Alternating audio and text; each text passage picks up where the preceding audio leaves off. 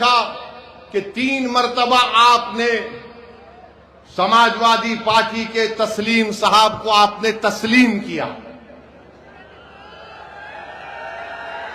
तस्लीम साहब को आपने तस्लीम किया, मगर ये ऐसे तस्लीम साहब हैं जिन्होंने नजीबाबाद की जनता को तस्लीम नहीं किया, मुस्तरद किया। हम साल में 2 मरतबा चांद देखकर हमारे उलमा ईद का ऐलान करते हैं। ये ऐसा चांद है जो 5 साल में एक मरतबा नजर आता है।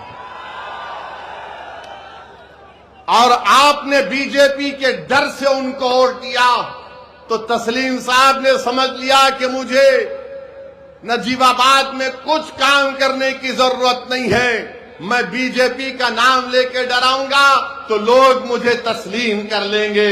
सुन लो तस्लीम साहब, अब नजीबाबाद की जनता मजलिस इत्तेहादुल मुस्लिमीन को तस्लीम करेगी और कबूल करेगी, क्योंकि आपने तो कोई काम ही नहीं किया। आपसे कहा गया रोड का काम करवाओ, तो आपने कह दिया मैंने रोड के काम को रुका दिया। आपने कहा कि मैंने रोड के काम को रुका दिया। गवर्नमेंट गर्ल्स का इंटर कॉलेज नहीं है, मेडिकल कॉलेज मंजूर हुआ, तस्लीम साहब सोते रहे, वो कॉलेज कहीं और चला गया। एक बाईपास जो आजाद चौक, झंडा चौक से हरिद्वार तक जाता है, इन्होंने कहा कि मैंने इसके काम को रुकवा दिया। क्यों रुकवाया भाई? आपके पेट में दर्द हो रहा था तस्लीम साहब, जो आपने इस काम को रुका दिया। कोई विधायक ऐसा भी होता है कि काम को रुका देगा, मगर तस्लीम साहब को लगता है कि भाजपा का डर दिखाओ और इन लोगों को वोट हासिल कर लो।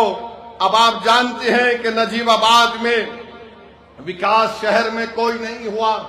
ये पूरी समाजवादी की लीडरशिप ढीली लीडरशिप है, एकदम बिल्कुल ढीली लीडरशिप है।